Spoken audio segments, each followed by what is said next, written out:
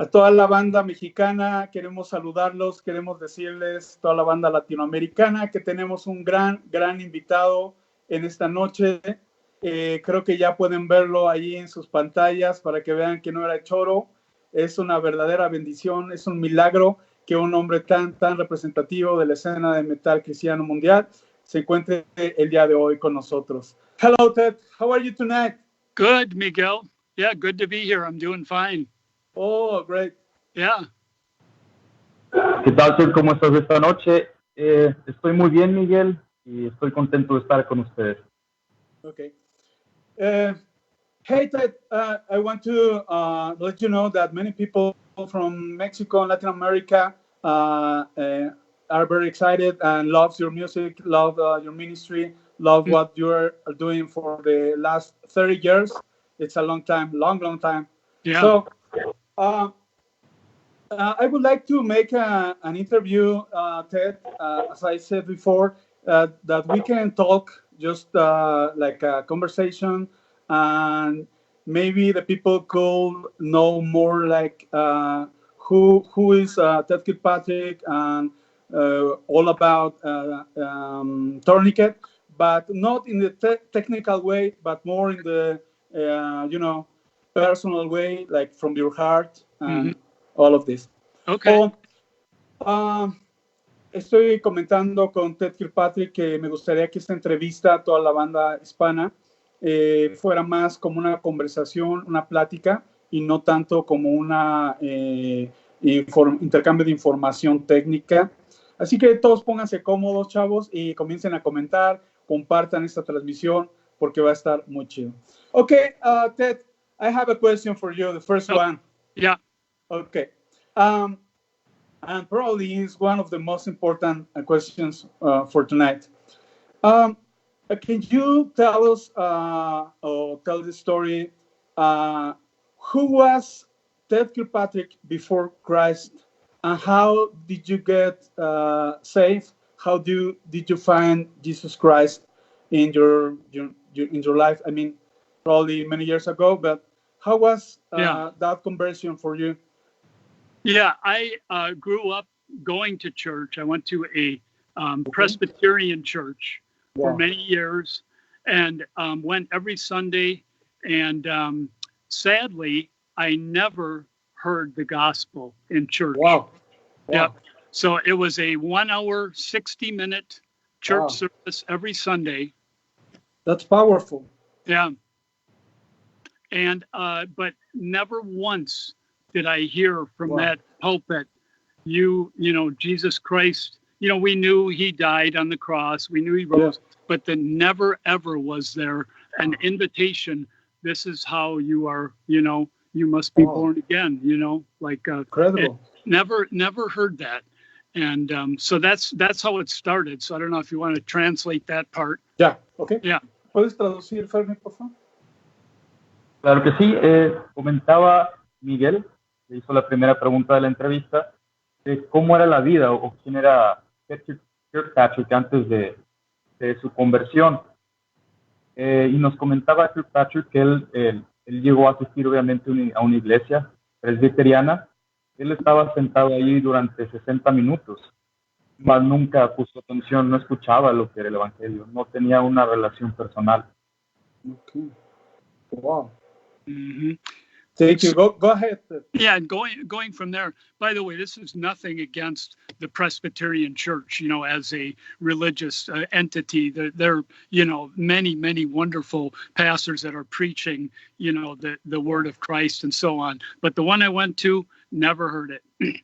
So anyway, there was a church that my sister started going to called Elmbrook Church. And Pastor Stuart Briscoe, he's written 50, 80, I don't know how many books, but he preaches around the world. And so she became a Christian there. And she came home and we could tell something was very different in a good way about her. She had really received the joy of the Lord, the desire to live for him, which the rest of us, my mom and dad included, did not have.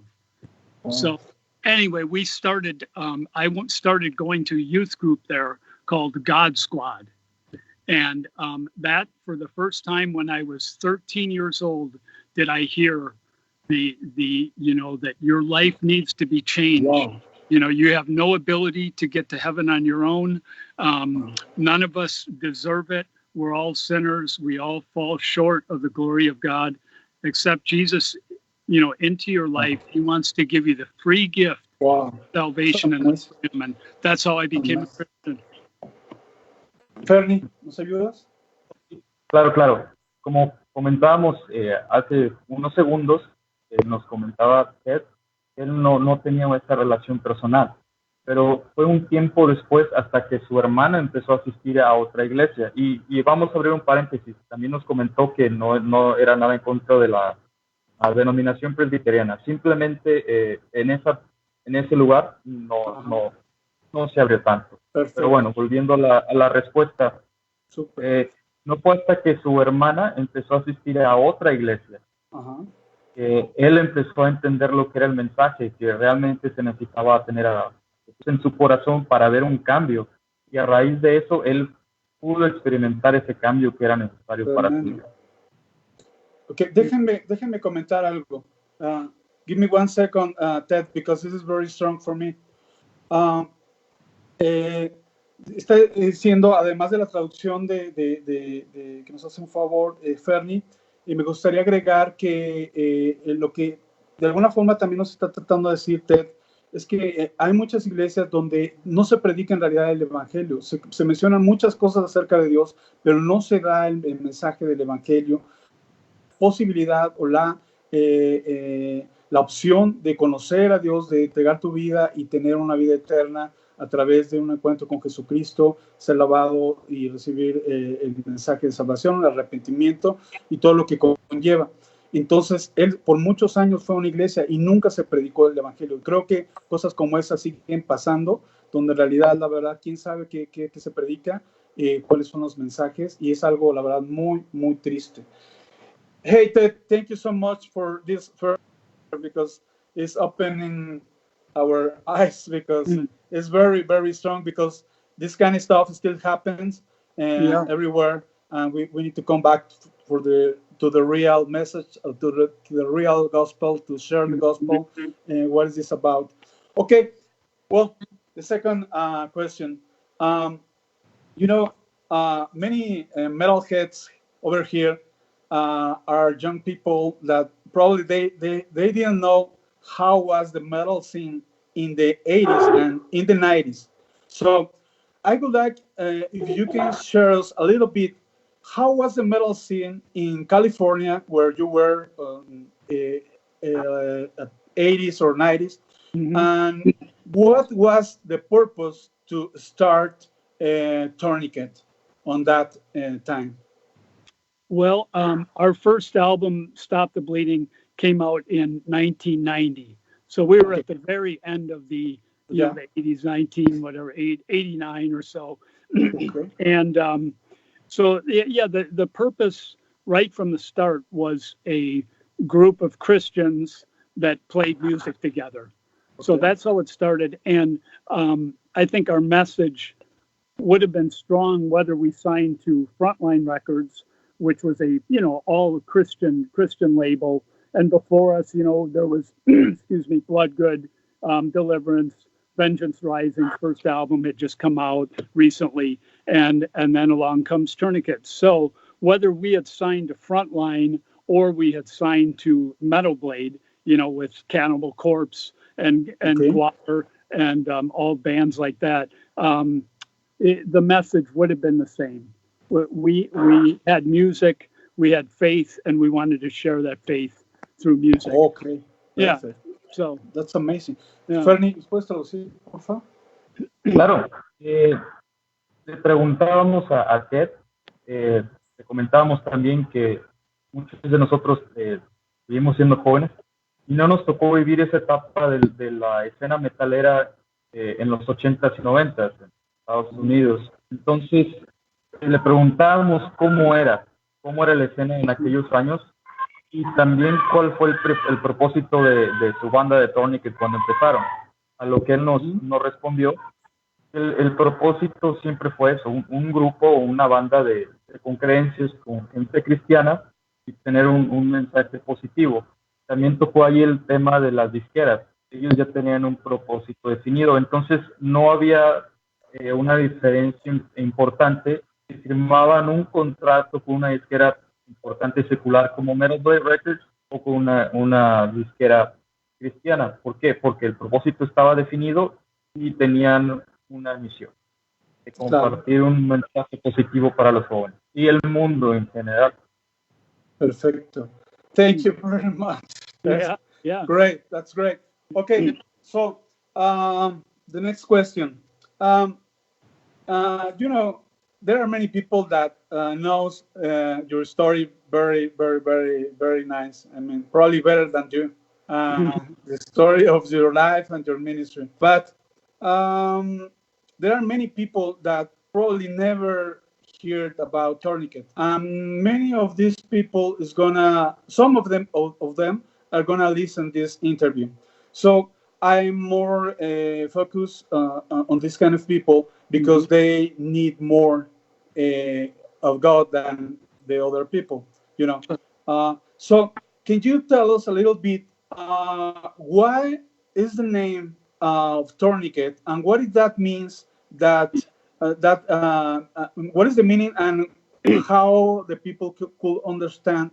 I mean, probably a new people or non-Christian people could understand this meaning. Yeah, great. Yeah, well, right from the first album all the way 30 years later to our newest album, Gazing at Medusa, the message has been the same. And that is that we go through life, we meaning all of us, trying to find meaning in whatever it is. It could be drugs, it could be climbing the corporate ladder at work, it could be if I only had the right spouse, you know, if only I could be popular, if only I had money, if only I was successful, if only my parents loved me. And you find out that all things trying to satisfy those needs will come up short because there's a void in us that God created in each of us, every person on this earth, that's only filled by a personal relationship with Jesus Christ. And that's really the message of Tourniquet. Psalm 147:3 says, he heals the brokenhearted and binds up their wounds. So we have a wound, and it's a tourniquet that we twist and that binds up the wounds of trying to, you know, whatever it is, achieve happiness, satisfaction without Christ in our life. Very powerful. ¿Puedes traducirnos, Fernie, por favor? Claro. Se le comentaba y también se lo preguntaba a Ted. Obviamente la banda tiene propósito y es claro que hay gente que necesita un poco más de ese mensaje, la necesita más que alguno de nosotros. Entonces ahí viene la cuestión del nombre de Tourniquet. ¿Por qué el nombre de Tourniquet? En español Tourniquet es un torniquete, es un término médico. A lo que nos contesta es que la palabra dice que Dios sana las heridas. El propósito de un torniquete es hacer presión en una herida que está sangrando, en una hemorragia, y poder contenerla y sanar la herida. De ahí viene el nombre de Tourniquet. Wow, qué tremendo. Super padre, ¿eh? Super padre. Very, very good. I'm very happy to hear that from you. Because I want to say one other thing about that, Miguel. Yeah. Okay, is you know, Tourniquet. We understand the struggles, and we understand what other bands. You know, we've been on bills with, you know, Atheist, you know, Cannibal Corpse, King Diamond, Deicide, on and on. So we understand that they're normal people too. You know, we're all up on stage doing this or that, but those people struggle with the same things I just mentioned as we all do. It's universal to humanity, and everyone's looking for that something. Wow, that's great. ¿Puedes traducir, Fernie, por favor? Claro, yo quisiera agregar que ellos como banda han estado compartiendo el escenario con un sinfín de actos importantes como King Diamond, como DSI, y que él dice que somos iguales, somos personas, tanto ellos como nosotros, que llegamos a veces a tener un vacío o heridas, que están tratando de llegar y de llenar ese vacío que todos podemos tener, tanto ellos como nosotros. Les quieren llegar por medio de la música de Tourniquet. Oh, tremendo. Thank you very much. Okay, yeah. Well, this is coming to be very excited. So, in the same way that we are walking on the interview, I would like to ask you something that is very characteristic. There are the next three questions are related with the identity that we as that do use some ingredients on the band on all the albums, the same ingredients that I would like to explain or share to us. The first one is why you always use or almost always use metaphors.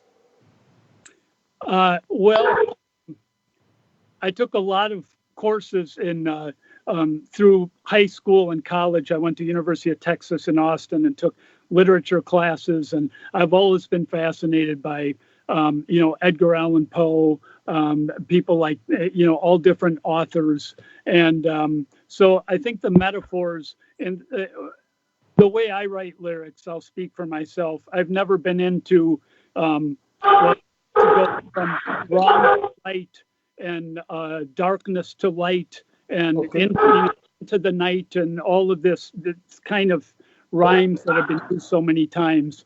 So I like to use metaphors from the animal realm and just all different descriptive ways. But it's never, the goal is not to confuse people. The goal is, in every song, I try to have at least one line where the message is for everyone to understand. So that's the important thing. But in between, there's, as you said, a lot of metaphors and descriptive language. Amazing. Se le hacía la pregunta de que dentro de la música de Tourniquet tiene un ingrediente muy importante en todas y cada una de las canciones, que es el uso de metáforas. Entonces, queremos saber por qué o cuál es el motivo en el que utilizaba las metáforas, a lo que nos respondió. Él siempre llevó cursos de literatura, poesía, y que siempre fue influenciado por eso. Entonces es más fácil a veces compartir un mensaje con analogías, metáforas, es más fácil que llegue. Y también tiene cierta belleza el poder agregar ese elemento a las letras. Beautiful. Yeah. Beautiful. I like very much this way to share the reflections, to share the gospel. Yeah. Actually, I mean, I was reading many of your songs the last couple of days, and you say something very, very interesting, that you say many metaphors, but there is one line that you say openly and clearly. Yeah. What that means. Yes, right. So that's very, thank you very much. So the second ingredient that we can find in your music, well, it's my perspective, is why you use classical music. Yeah. I mean, sounds like on many of your songs. Well, boy, I've had a passion, and passion is an understatement, and obsession is maybe a better word, with classical music. Wow. Since I was a teenager, I was very fortunate. My parents both had full college scholarships for music. Wow. So when I was young, I mean under 10, they would take me to see the Chicago Symphony, one of the greatest top 10 symphonies in the world. And I would sit there with my jaw on the floor and listen to Beethoven, Mozart, Gustav Mahler, Chopin. I could go on, but that's how it started for me and never stopped. Wow. Bueno, el segundo ingrediente de la música de Tourniquet que está muy, muy marcado es el uso de música clásica dentro de esas composiciones. Entonces, queríamos saber por qué, a lo que nos responde. Él desde niño estuvo, si no influenciado, más bien obsesionado con la música clásica, ya que sus padres fueron estudiantes con becas de hasta el 100% en música clásica, ya en un nivel muy profesional. Entonces, desde niño él se acostumbró a ir a ver a la Sinfónica de Chicago, que está dentro del top 10 de orquestas en el mundo, y se empezó a empapar desde su niñez de esa música y fue algo que ya se quedó en él, tanto que ya se plasma en las composiciones que hace para la banda. Perfect. Yeah. Thank you very much. Yeah. Also, Miguel, I want to say about classical music that for me, it encompasses everything of what music is. Extremely complicated, extremely simple. I mean, who doesn't know the first few notes of Beethoven's Fifth Symphony? Da da da da. I mean, it doesn't get any more simple than that. Yeah. And then extreme dissonance and extreme beauty, fast, slow, everything. It's everything. Wow. Great. Thank you very much. So the third ingredient is a triple ingredient. Why you use melody, rhythm, and complexity in every song? Yeah, in every song. Well, I guess it's just how it comes out, And I think maybe in when thrash music first started, I think there was kind of the going belief was that if it's heavy, it can't be melodic. It can't be both.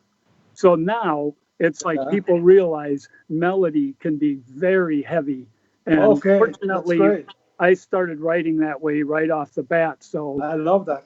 Yeah. That's very good. Yeah. Bueno, comentábamos que el tercer ingrediente de Tourniquet dentro de la composición es obviamente la melodía y el ritmo, pero aquí lo tercero que entra en cuestión es la complejidad y lo técnico que están las canciones. Entonces, queremos saber por qué esa melodía tan compleja, tan técnica. Y comenta que cuando empezó la escena del thrash metal, se tenía la creencia errónea que esta música solamente tenía que ser fuerte y a lo mejor hasta disonante, que no había lugar para incluir la melodía dentro de las composiciones, pero al momento que empiezan a darle melodía, ese sabor a la música, a las canciones, pues prácticamente revolucionaron un género y se dieron cuenta que también hay lugar para la melodía. ¿Por qué no? Dieron un paso más arriba a sus composiciones. Fue algo que revolucionó, yo creo que el metal, especialmente el thrash metal. Wow, I love that. I personally really enjoyed this fusion between the strong music and the melodic music. Is so amazing. Thank you very much for sharing this, Ted. So the next question is more in the spiritual way, and it's very important too, because I would like to know if you can share to us how was the spiritual impact in your time. I mean, do you think there was a kind of revival with the metal music those days in the early 90s, where bands like you, like Deliverance, Vengeance Rising, or there were many of with the Intense Records working together. Do you think it was a kind of spiritual revival in this metal scene? I think so. Yeah, there was so many albums that came out at once in the span of a few short years when the labels were really cooking, and I think people heard a band like Vengeance or Deliverance or bands like that, and said, "Oh, Believer." You could go on and on. Oh, I want to do that. I want to, and then they had a band, and then the labels were successful with bands like that and with Tourniquet. And so then other labels formed. They said, we got to find some bands like that, and then here they come. And it was a very easy marriage, I would say, in those early days. Wow. Thank you very much. And people were ready to hear it, too. Okay.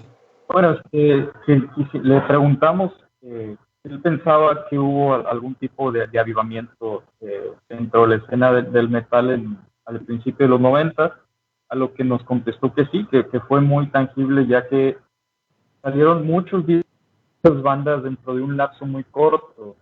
Había sellos discográficos que estaban firmando bandas y promocionando bandas como Vengeance, como Deliverance, luego pues llegó Tourniquet y empezó a funcionar muy bien esa música. Entonces, más disqueras se empezaron a interesar por ese tipo de bandas y querían firmarlas. Entonces se hizo una cadenita, fue una muy buena relación entre bandas y disqueras y pues aquí está el resultado. Wow, I would like to live on that test. Well, yeah, it's different, but we're trying to do trying to do the same here. Yeah. Okay. So the next question is very important. Do you think about all these years, many people get saved through the Tourniquet music? Mm-hmm. Yes, without a doubt. Yeah. I mean, to be honest, the letters and the messages, they never stop. They never stopped since the first album right till now. And I'm incredibly humbled by that and grateful that God has used this band for all that time and ongoing. We have no intention of stopping. Every week, I almost want to say every day, but I'll just say every week I get a message. Someone says, your music, your lyrics, your example, whatever, has changed my life, Lord. And made me look to Jesus, not to us, has made me strengthened my faith, led me to the Lord, etc. Wow. Mm-hmm. Amazing. Bueno, le preguntamos, ¿estaba consciente que la banda Tourniquet había vigente y había causado un impacto? A lo que nos contestó que sí, que desde el primer día que empezó la banda, siempre hubo mensajes, siempre hubo llamadas, siempre hubo muestras por parte del público y sobre todo muchos mensajes que decían que la música que ellos habían compuesto y creado había causado un impacto, que los había hecho voltear al cielo, buscar vaya de lo positivo de Dios, que les cambió la vida y que ellos planean seguir haciendo música, planean seguir vigentes por mucho tiempo.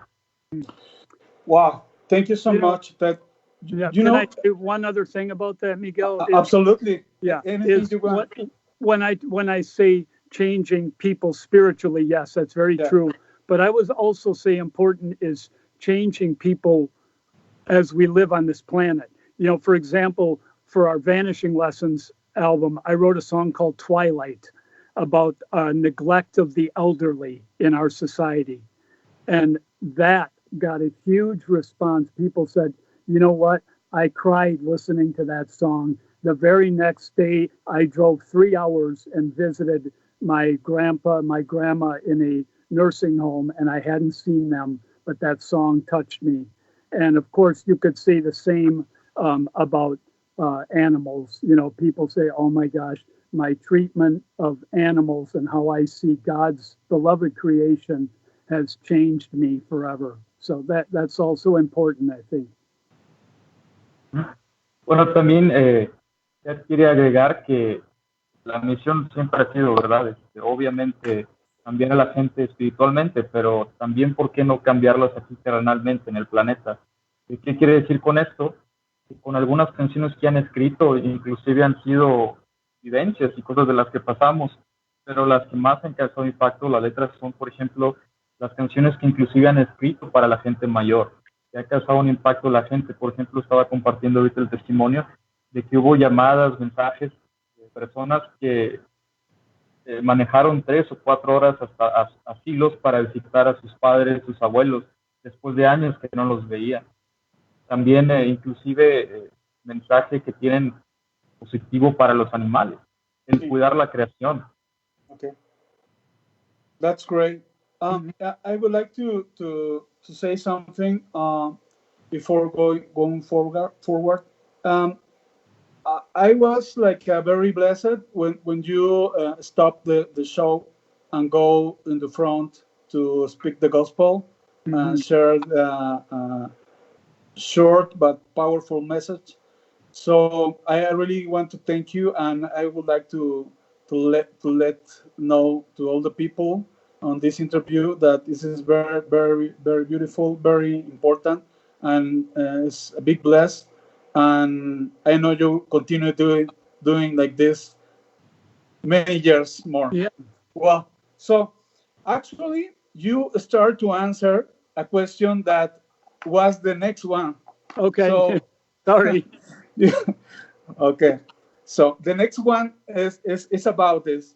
Um, I would like that you share why you in the lyrics in your proposal, why you want to make this reflection for the people that is you know, to help people, to help the animals, you know, to protect this kind of people or this kind of animals, the creation. Why you want to share this, and if you can take 1 minute to send the message that you want to give to the people, because there are many people in Latin America, in Mexico, that probably they don't understand English.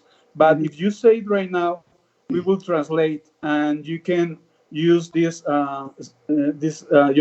conversation to more people could know what is the message that you want to give in this area. Okay. Well, thank you for that opportunity. No, thank you. Yeah, I look at all animals the same, and I think God does too.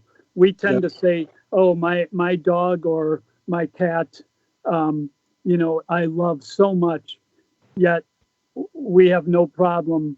I've been vegan for years, and now there's thousands and thousands of vegan musicians alone. Yeah. And everything from extreme Nordic black death metal all the way to pop music and everything. Wow. They're everywhere. So for me, though, I see, my cat that I love with all my heart, to me is no different than a nameless pig that never got 1 second of compassion and lived a short, miserable life and then went to the slaughterhouse. They're exactly the same to me. And I know God sees them the same. It's only because our perception, which is like what we do with people. We say, oh, well, I don't know where it is in the Bible, Miguel, maybe you would know, but where it says, oh, you're a king, you're important, you sit here at the table, you look homeless, you sit down here below, and if we throw you some scraps, and in God's eyes, those people are the same, of course. And that's how I see animals, and I believe it honors God when we treat his creation with love and protection. Wow, it's amazing. Entonces, yendo a la pregunta anterior, al comentario anterior, platicamos un poquito acerca de algunas de las letras de Tourniquet que hacen referencia de los derechos, inclusive el cuidado de los animales, de la gente. Entonces, ¿por qué? Entonces nos comentaba que él hace una comparativa muy importante. Él, como ve tal vez a su gato mascota, también puede ver a un cerdo. tienen los mismos derechos y son parte de la creación del Señor. Okay. Tenemos una responsabilidad de cuidarlos.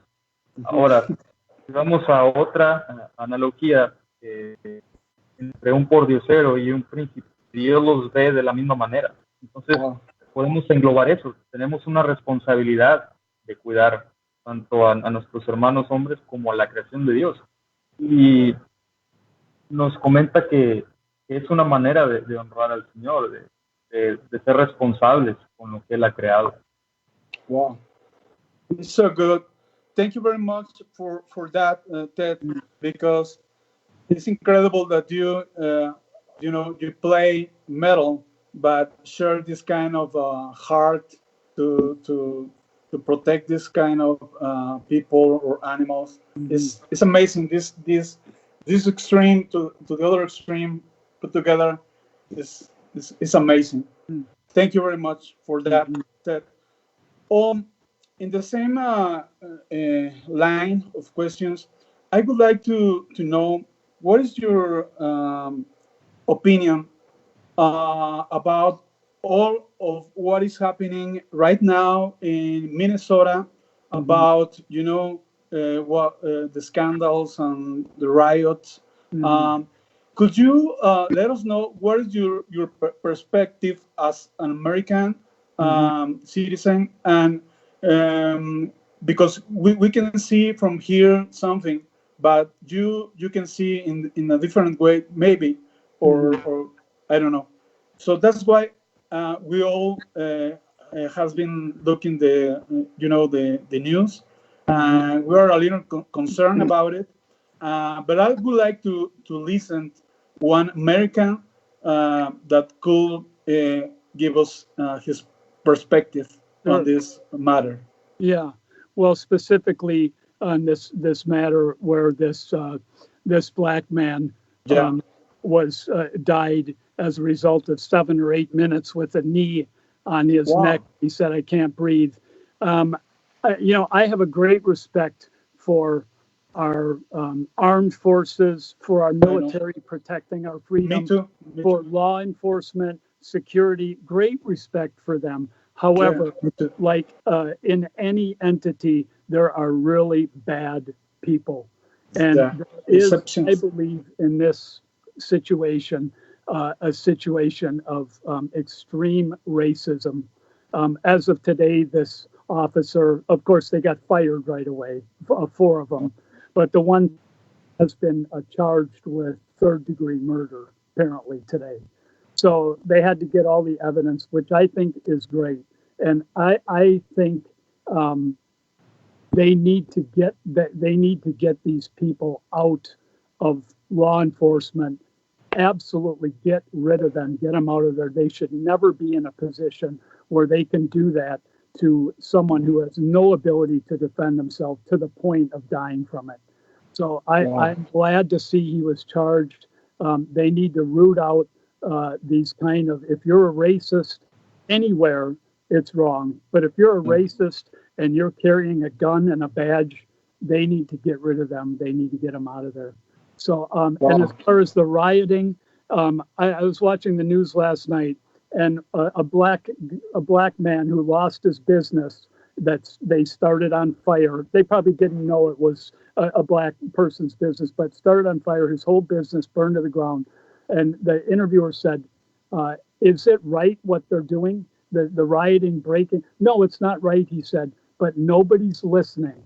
He said, if this is what it takes for people to listen and to see how wrong this is, that's where we're at. Come on. Preguntamos acerca de la situación que se está viviendo en estos momentos en Estados Unidos, de algunos motines que están pasando en Minnesota. Nos comentaba que desgraciadamente una persona de color perdió la vida a manos de un oficial de policía. Entonces, para él es claro que esto fue un acto de racismo. Nos dice que él tiene mucho respeto por las fuerzas federales, las fuerzas del orden de cada país, pero que como en cualquier lugar, en cualquier organización, siempre hay gente mala. y se le hace inclusive repudiable que una persona que tiene autoridad con una placa y una pistola pueda tener ese tipo de sentimientos de racismo, de ser simplemente una persona sin ningún tipo de valor. Comenta que a su manera de pensar, yo creo que como la de todos, es que tienen de alguna manera que deshacerse de esas malas manzanas. Ahora, también nos hacía el comentario de que en una entrevista estaban hablando también con otra persona de color, dueño de un negocio que desgraciadamente fue incendiado por las personas que estaban en el motín. Wow. Entonces se le preguntaba a esta persona en particular qué es lo que pensaba de todo lo que estaba pasando. Obviamente no le pareció que le quemaran el negocio, pero que ese incendio, todo lo que está sucediendo es un grito de desesperación que tiene la comunidad por ser ignorada, por la falta a lo mejor hasta de justicia. Wow. Terrible. Yeah. Oh, I would like to make a very, we're almost at the end of the interview. Just a couple more. Three very, very quick. Favorite song of Tourniquet, favorite album, and favorite show of Tourniquet. My favorite album. Your. Oh boy, I thought you might do that. I hate to disappoint you and anyone else, but I can't pick a favorite Tourniquet album. There's things about all of them. I know it's unoriginal to say, but everyone says it's like I don't have children, but it'd be like picking. I can't pick my favorite kid. So that's the first part, and then I'll answer about the concert part. So with the favorite concert, I think something all bands remember is the first time they played the Cornerstone Festival. Okay. Yeah, in Illinois. Yeah, so I think a lot of bands would pick that. Said, the first time we played Cornerstone Festival, and you don't really realize because early '90s. We weren't on the internet. Well, I wasn't. I didn't know how to get what it was or anything, and it was just starting out. So you didn't. You'd get letters. People would write letters. Oh, I love your music, blah blah. But when you show up at a place and there's a couple thousand people there that for some reason love your music, you're just kind of blown away the first time you see that. Oh, yeah. Bueno, le preguntamos acerca de Tourniquet, específicamente cuál era su álbum favorito de Tourniquet. Y nos contesta que realmente es muy difícil de contestar, que se escucha como un cliché, pero realmente todos les gusta. Sería como escoger a tu hijo favorito cuando tienes 3, 4 hijos. Entonces realmente no hay una respuesta, porque cada álbum tiene lo suyo. Entonces sí, sería difícil llegar a una respuesta concreta. También le preguntamos que como músico, como banda, cuál había sido el concierto más memorable. A lo que nos respondió es, obviamente, el Festival Cornerstone en Illinois. Cualquier banda siempre pues ha sido un sueño tocar ahí. Sí. Y nos hablaba acerca de los 90s, los principios de los 90s, cuando la internet apenas estaba empezando, que no tenía el impacto obviamente que tiene hoy. Entonces todo antes se manejaba por medio de correo, por cartas. Entonces nos dice, el llegar a un festival tan importante y que haya algunas miles de personas ahí, por alguna razón, pues es impactante. Wow. You know, I want to say one other thing about that too is that people assume that the early 90s, when you were talking about when things started, that all the concerts were just jammed. I want to say we had a lot of concerts, as did every band, where there was not very many people there. You travel around and there might be 50, 100 people at a show. So I don't want people to assume that, back in the day, everything was great, because I enjoy it now just as much as I did in the early days, just last time we went to Norway and Sweden just this last year and just had a fantastic time of music and ministry. So I like it just as much now. And I have just as much energy or maybe more than I did, in the early 90s. So I love it now too. Wow. También nos comentaba que hubo shows demasiado grandes en aquellos años, en los 90, pero también hubo una racha como cualquier banda que a lo mejor viajabas mucho y en alguna tocada había 20, 30 personas, 50, 100, pero que siempre lo ha disfrutado, o sea, desde tocar para esas personas como también hace poco que fueron a Suecia, Noruega, donde había ya un público más, cantidades más significativas, siempre lo ha disfrutado de la misma manera y yo creo que es lo mismo para todos los músicos. Wow. Thank you, Ted. So, just a couple more. We're almost at the end, but okay. It's interesting. Can you share to the people that is following from many years, what has been your biggest challenge in your career, in your ministry, in your band? Biggest challenge. Well, I think one challenge that any band, all the way from a garage band all the way up to KISS and everyone in between, has to deal with different personalities in a band. Different people want different things. They expect different things. So I would say that has, for almost any band you can think of, that's definitely near the top, would be dealing with all the different facets that people bring to the table that are band members or former band members, and trying to do the right thing and, and still continue as a ministry and as a band. Wow. So, yeah, always, not always a challenge, sometimes a challenge. Okay. Le preguntábamos cuál había sido el reto más grande en su carrera, ya sea como banda, como músico, y nos contestó que lo más grande o el reto que ellos tienen es dentro de la banda lidiar con las diferentes personalidades de todos y cada uno de los músicos que están ahí. Obviamente, pues son personas diferentes, quieren cosas diferentes, tienen metas diferentes, se sienten de diferente manera. Entonces, eso ha sido un reto, sobre tensiones dentro de ellos y todo. Really cool answer, and very, very, very true. Mm-hmm. I would like to talk just a little bit about something that happened the last year or a few months ago, because many Latin American people, do you remember that tour that was canceled a few months ago? Yeah.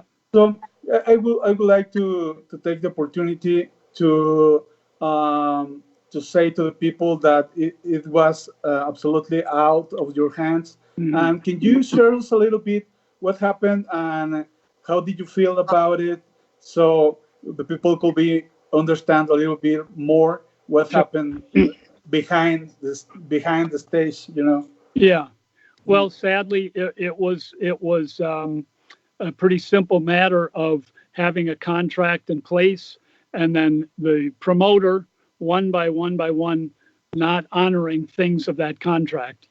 Of course, for us to go somewhere, the first thing has to happen is our airfares have to be covered. We can't, we all have bills to pay, responsibilities. And so that's the first thing, is he said, we can't pay for your airline anymore. And then he said, we can't pay for your show fee. And some of these guys in Tourniquet, they have to take time off work, to do a show. So, and this is what I do full time. So we're not going to go somewhere and we can't go somewhere and lose our own money. It would be, bad for our families, for whatever. It's also spiritually irresponsible, I would say. So, so with you, Miguel, we signed a contract. You're an upright man of God. Everything you said would happen and more was honored. Praise God. We'd come back there anytime, except I had a problem with the altitude. No. That was the next question. Okay, well, I'll finish. So anyway, with this promoter, and his name was Aliel Vieira, I believe it's pronounced, EV7 Productions. You know, it was all over everywhere. Everyone knows who it was anyway. Just said basically, can you come over here on your own for free and not play for anything? We can't pay you, and maybe there'll be some merchandise there. And Unbelievable. Not at all what was, as you know, was agreed to. And we finally, the last thing we wanted to do was to say, I'm so sorry, we can't make it. And, you know, Narnia was able to go because they had somebody cover all their airline tickets. Otherwise, and, you know, CJ's a friend, the other guys, so they were open about that too. So they wouldn't have been able to go either because they're in the same, you know, they have wives and bills and stuff. They would have said, sorry, this is not what not you broke the whole contract. Sorry, we can't come this way. That's what happened. Wow. Yeah. Bueno, le preguntamos elaborar un poco aquí al público latinoamericano del por qué recientemente cancelaron el tour que tenían. Entonces nos contesta que todo fue debido a obligaciones contractuales que algunos promotores no cumplieron. Desgraciadamente, contrato por contrato y fecha por fecha se fue cayendo, ya que las personas responsables de los shows no estaban aportando las cantidades que se habían acordado. Vaya, no había manera de pagar por boletos de avión, tarifas, impuestos. Entonces, desgraciadamente, pues son gastos que la banda por sí sola no puede cubrir. Entonces, esa fue la razón por la cual se tuvieron que cancelar los shows.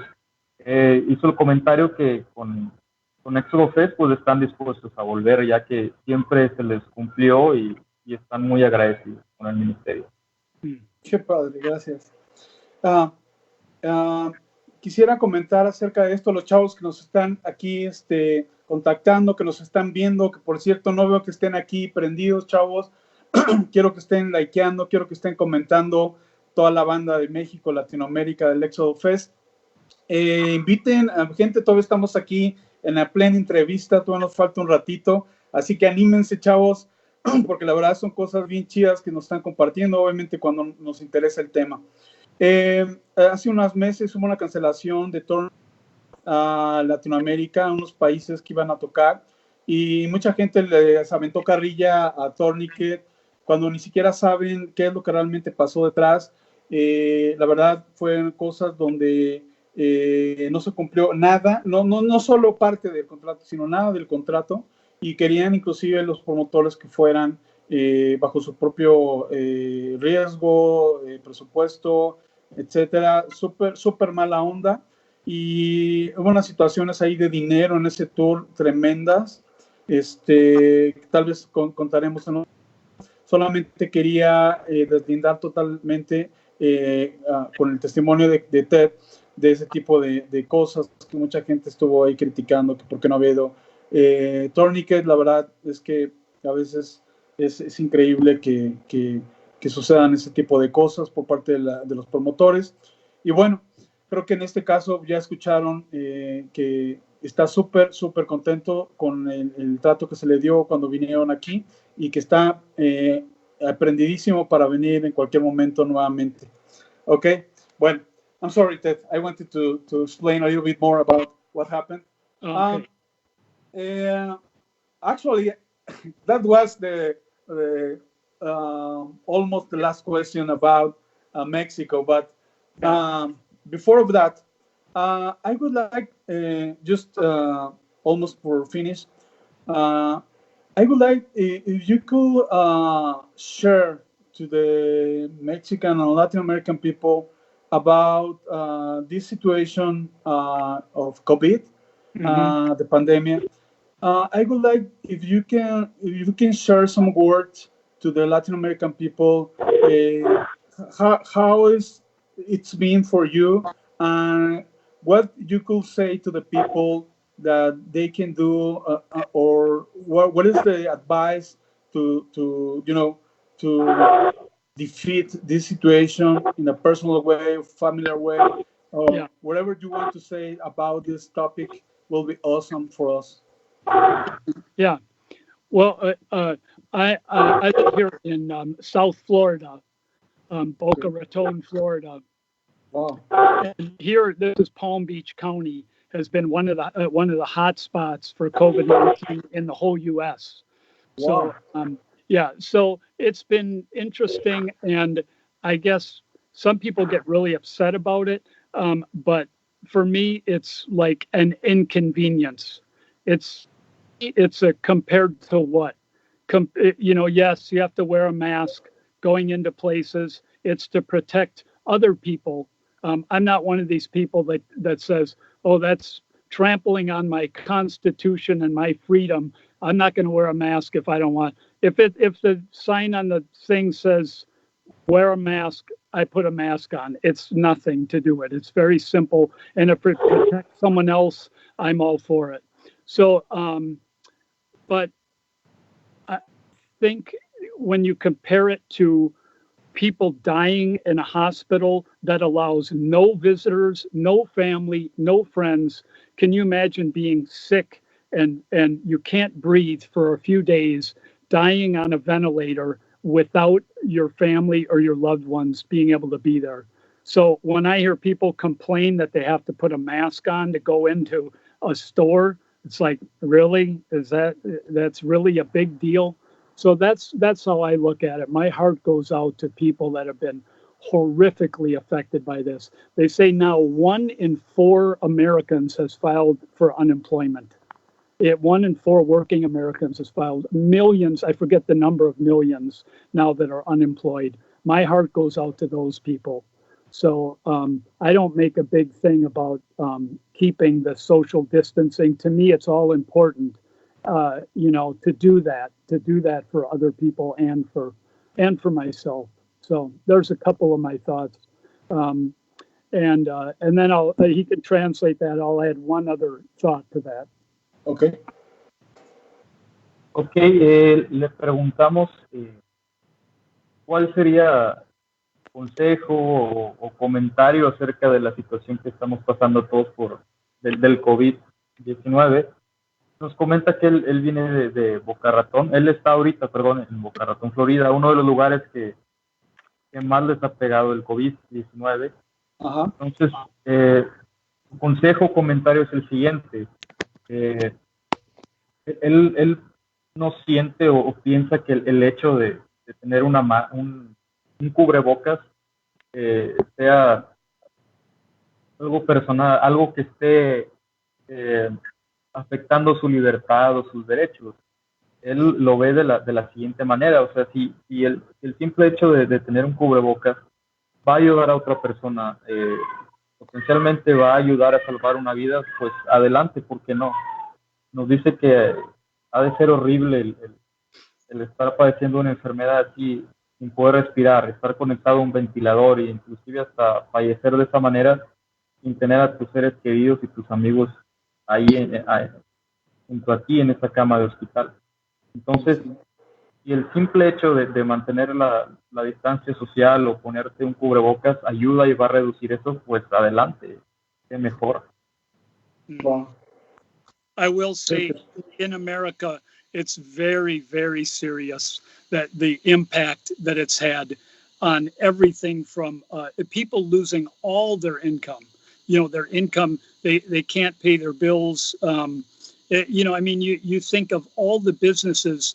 Somebody's a waitress, somebody's a nail salon person. Whole businesses have closed down.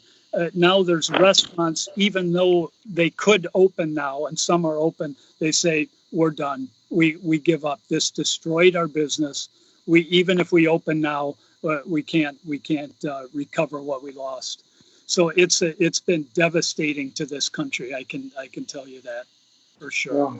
Yeah. And the other thing I wanted to mention is that this story kind of gets lost in the background, but this COVID-19 and other viruses like this that we've had a problem with, swine flu, SARS, they all started with our abuse of animals. They're all animal related, of us cramming animals into stuff, coming into contact, killing animals in front of people at these wet markets in China. In the U.S., we're no better, and now you see like the slaughterhouse plants here in the U.S., they've had hundreds of workers get sickened because these slaughterhouse lines are so fast. The animal carcasses come by so fast, they have a couple seconds, so they're standing shoulder to shoulder with no breaks, and they've had to close plants because these people are getting sick because of the working conditions. So anyway, I don't want to forget the animals in all this, because it is our gross abuse and our thinking that we have to, rely on animal flesh to sustain us that's caused these viruses. Ok, vamos a elaborar un poquito más sobre la respuesta. Sí. Nos comenta que tu sentir es el siguiente, que la gran mayoría de estos nuevos virus y enfermedades, como ya sea la fiebre porcina, obviamente el COVID-19, han sido a raíz del abuso o el maltrato que le hemos dado a los animales. Entonces nos está invitando a reflexionar acerca de esto, ya que inclusive en muchos empacadores, mataderos de Estados Unidos, hubo brotes debido a toda esta carne contaminada, de las condiciones en las que están los animales, las malas condiciones en las que trabajan pues, las personas responsables de esos lugares. Entonces nos invita a tomar una reflexión acerca de lo que está pasando. Perfect. Thank you very much, Ted. It's been an amazing interview.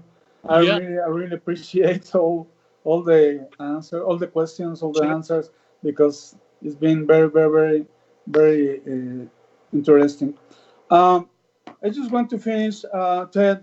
I would like to let you know, first of all, that you have been a very big loss for Mexico, for me. You were the first band that I hear in the metal, thrash metal Christian band.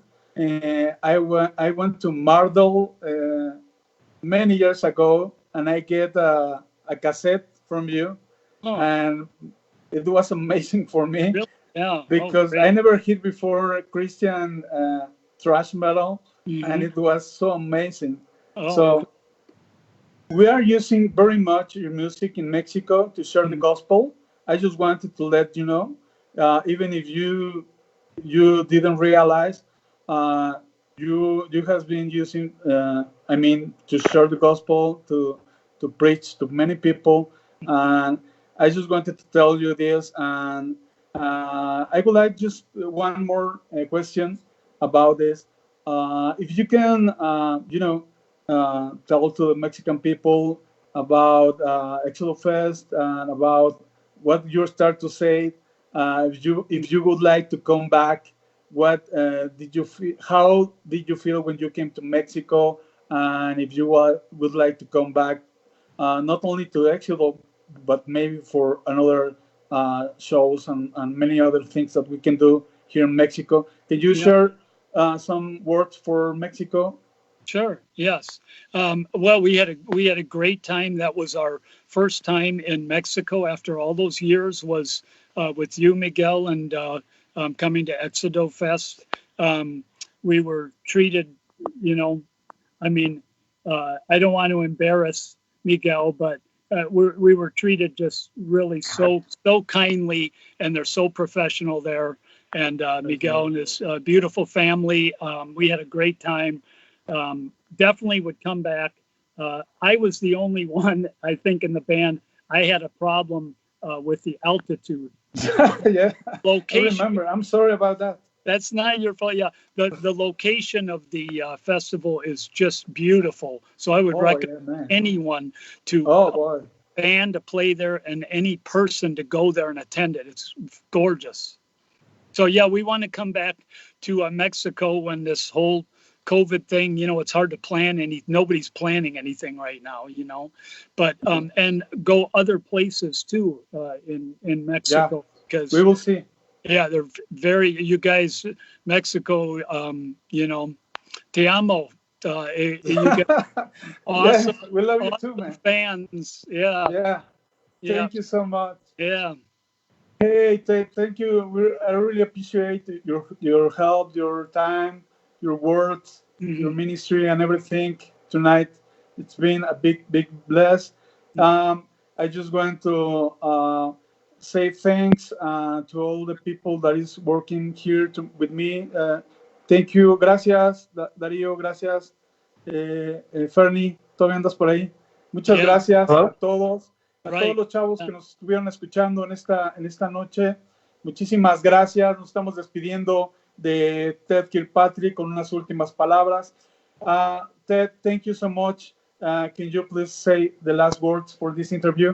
Yes. Well, I want to say thank you, too, for the great tribute to Tourniquet. I had my computer on, and you had a great selection of songs, and we really appreciate your support and what you do to expose Tourniquet to Mexico and beyond. So thank you, and we hope to come there and perform and see everybody and have a crazy time.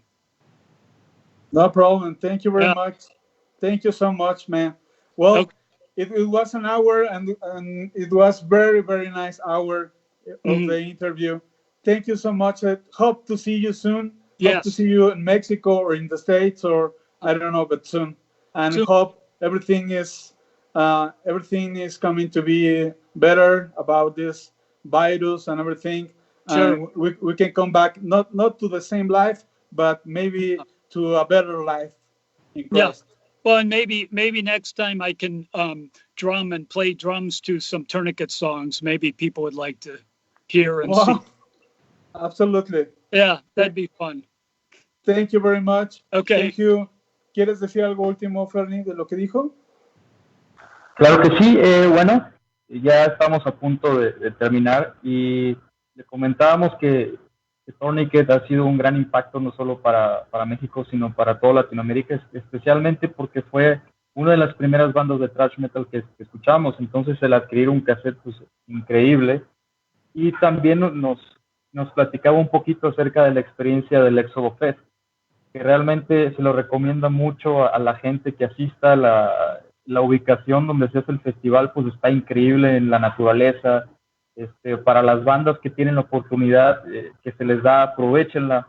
Es un festival muy, muy bueno, increíble, la verdad, un lugar hermoso. Es la Malinche, recomendadísimo por él, y nos comenta que tienen muchas ganas de regresar. En cuanto la banda pueda regresar a México, lo van a hacer. Es difícil decir cuándo, debido a la situación del COVID-19, pero que van a hacer lo posible por hacerlo.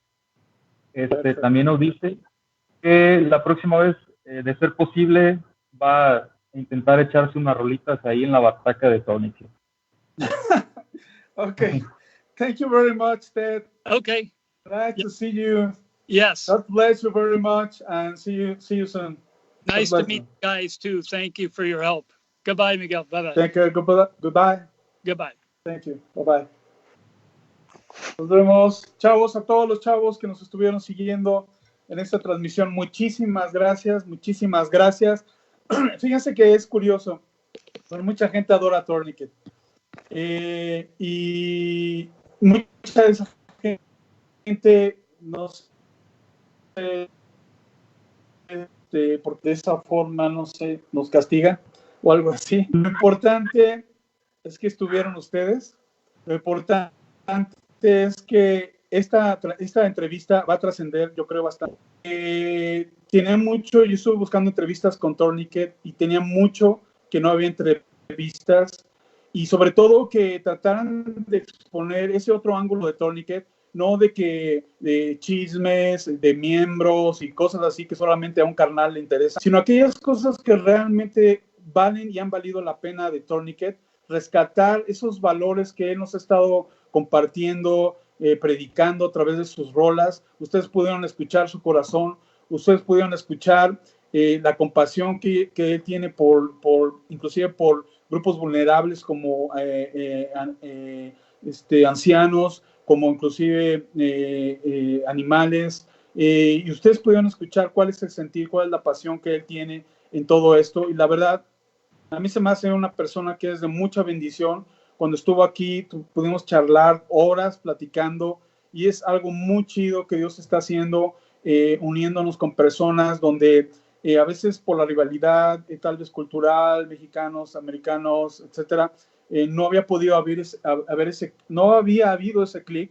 Y yo doy muchísimas gracias a Dios por la oportunidad que nos está dando de contactar este tipo de personas, de íconos dentro de esta escena, y de alguna forma creo que es algo que todo el mundo debe conocer. La verdadera propuesta de Tourniquet, el mensaje, las reflexiones, el corazón, los métodos, las estrategias que ellos han utilizado todo este tiempo para bendecir a muchísima gente. Así que, chavos, pues vamos a estar súper agradecidos. Hagan un gran favor, todos los que estuvieron en esta entrevista, contacten ahí en la página de Tourniquet y pasen a agradecer, que siempre seamos gente agradecida. Esta entrevista no es dada a nadie, chavos, a nadie está dando entrevistas Kirkpatrick, ustedes pueden corroborarlo, búsquenme entrevistas, y más en el sector latinoamericano. Esto es un privilegio, es un honor, es una bendición, inclusive podría decir es un milagro en cierto sentido, y estamos súper agradecidos. Valoremos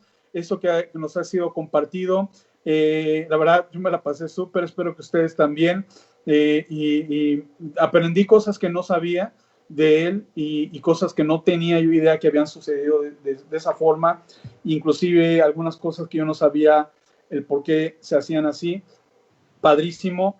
Y pues vamos a estar apoyando. Pasen por favor ahí a saludar su página a Ted, agradezcan. Ted Kirkpatrick es su página personal, y Tourniquet es su página de la banda. Yo creo que todos podemos pasar ahí a echar un saludo, un agradecimiento, y compartan esta transmisión, compártanla todavía.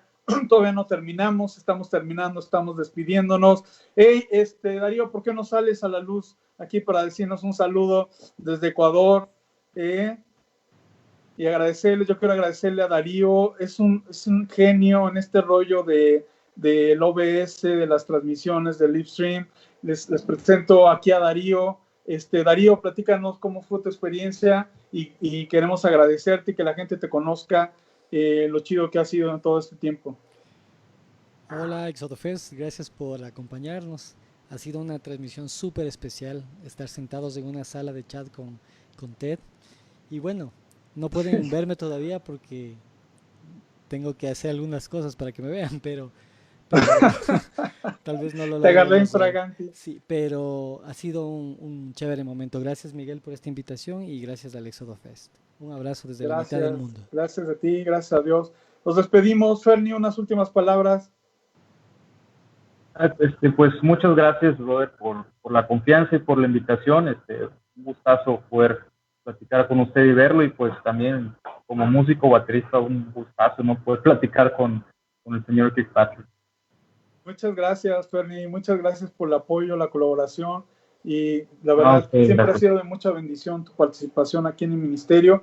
Y por cierto, aquí les decimos un secretito, estamos trabajando tras bambalinas en una mega producción, bueno, yo le llamo mega porque sí está choncha, para transmitir en vivo con Exousia. Dentro de muy pocos días tendremos noticias más concretas, y bueno, obviamente aquí está nuestro amigo Fernie ya trabajando también del otro lado, desde Monclova, es Coahuila, ¿verdad?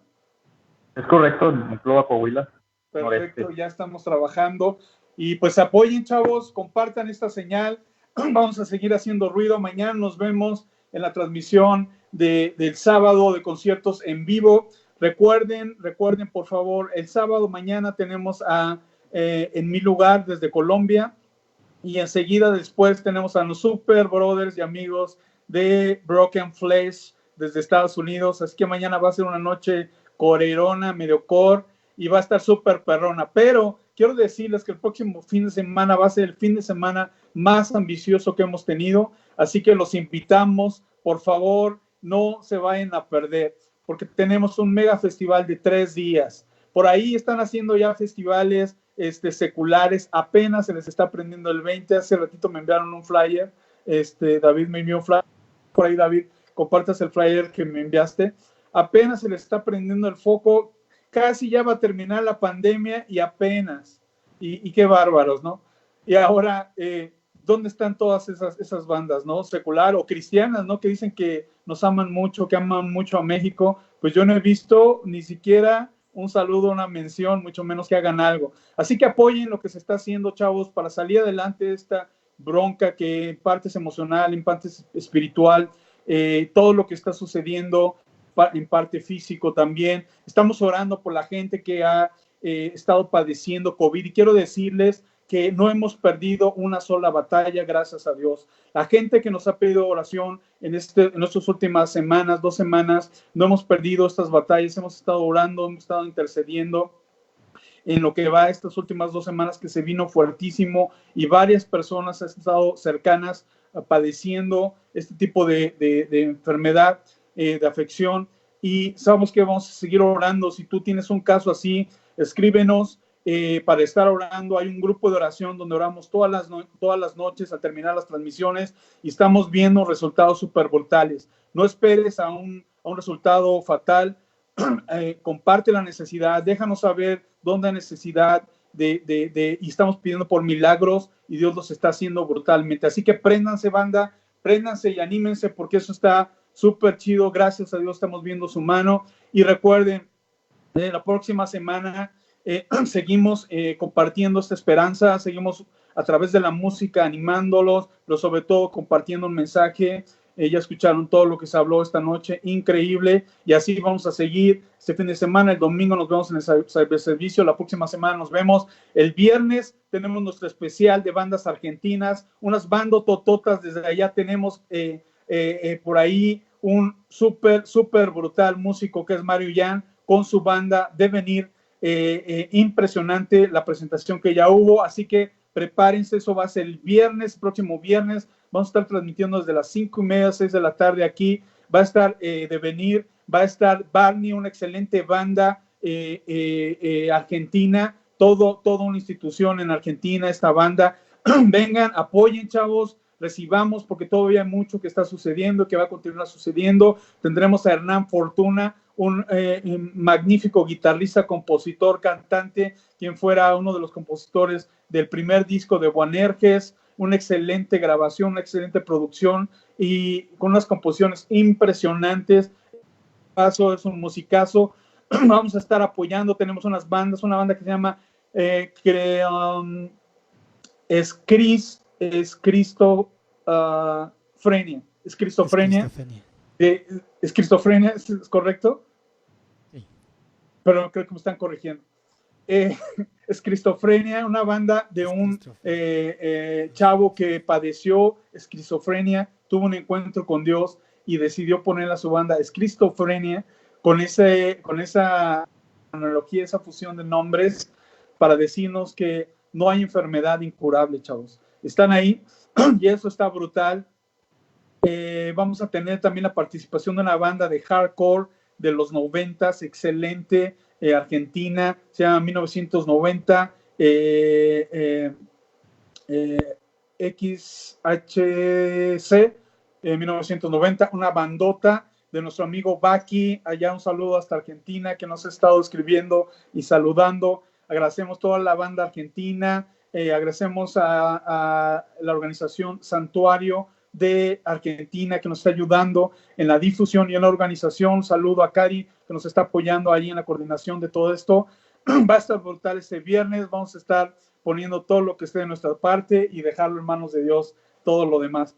Y otra banda se me fue, el nombre por ahí, recuérdenme, otra banda de Argentina,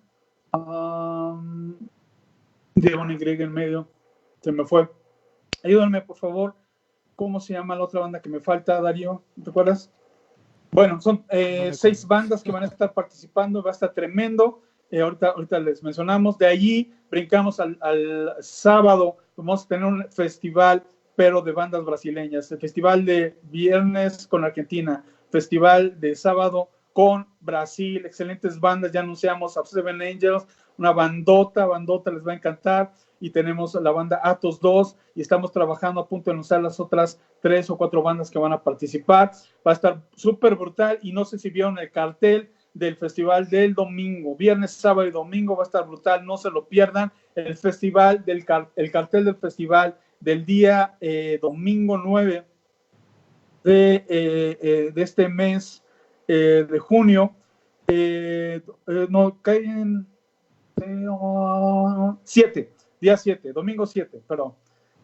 Así que hay una frase, ¿no? Que hizo su domingo 7, pues vamos a hacer nuestro domingo 7, va a estar el domingo 7 transmitiendo desde Costa Rica. Atención a toda la banda de Costa Rica, no sé por qué, pero ellos pronuncian Costa Rica, así que vamos a transmitir desde Costa Rica un bandón de 11 bandas de metal, de rock, de hardcore, de death, de todos los géneros. Va a estar súper brutal, chavos, así que los invito a que nos acompañen el próximo fin de semana, porque va a estar tremendo, viernes, sábado y domingo. Recuerden que estamos haciendo transmisiones entre semana también, estén por ahí al pendiente, y no se bajen, porque todavía no llegamos. Todavía no llegamos a la meta, todavía no terminamos la segunda temporada, viene la parte más fuerte, más intensa. Asimismo, no se desconecten, porque seguiremos orando por todo esto, platicando con todos los que gusten. Toda esta situación no ha pasado, y debo dar una lamentable noticia. En México nos encontramos en el peor momento, y en México en este momento son los números peores a nivel mundial. Salió en la revista Forbes que estamos en el número 1 de la tasa de este padecimiento, del crecimiento de este padecimiento, de las muertes que está habiendo a través de todo esto. Y la verdad, no es para bajar la guardia, chavos. El ambiente está pesado, creo que en todas las ciudades de nuestro país y en otros países se percibe, se siente. Estamos trayendo la contraparte, sean parte de ello, del apoyar, del orar, del estar siguiendo todo esto, y también compartiendo a otras personas que lo necesitan muchísimo, y no seamos egoístas en este tiempo de necesidad. Y algo muy chido con lo que vamos a terminar, es tiempo de aplicar realmente un torniquete a nuestra sociedad, donde se nos está perdiendo, se nos está yendo la vida, se nos está yendo sin propósito, sin sentido, y aunque esto es una gran oportunidad de reflexionar, muchos ni siquiera lo están haciendo. Los dejo con esa reflexión, chavos. Los dejo súper satisfecho de los resultados que tuvimos, la participación y todo lo que se habló aquí. Gracias por acompañarnos, gracias a la gente que está por aquí del otro lado. ¿Ya me investigaron el nombre de quien faltó de la banda? ¿Y qué ganáis? Bueno, ahorita lo publicamos. Es un nombre que no, Designio, ya me acordé, Designio con Y, ya me acordaba que llevaba Y, el Designio de Argentina, de Costa Rica no mencionaba bandas, pero hay unas bandas muy buenas que han tocado con nosotros, Aceldama, tenemos una banda que se llama Suplicio, tenemos una banda que se llama Sin Paredes, muy conocida, va a estar haciendo un acústico si no me equivoco, bandas muy buenas, así que dense un rol en el muro del Éxodo, todo lo estamos publicando ahí y toda la información la van a encontrar ahí. ¿Ok? ¿Están prendidos, chavos, o qué tranza? Bueno, nosotros de cualquier forma lo estamos. Si ustedes se prenden o no, nos prendemos nosotros de cualquier forma. Muchísimas gracias. Vamos a descansar porque ha sido un fin de semana muy denso preparando todo esto. Y gracias, descansen, chavos, los que han estado aquí colaborando con nosotros. Que Dios les bendiga. Nos vemos mañana y pasado mañana. Bendiciones a todos y hasta pronto. Gracias. See you.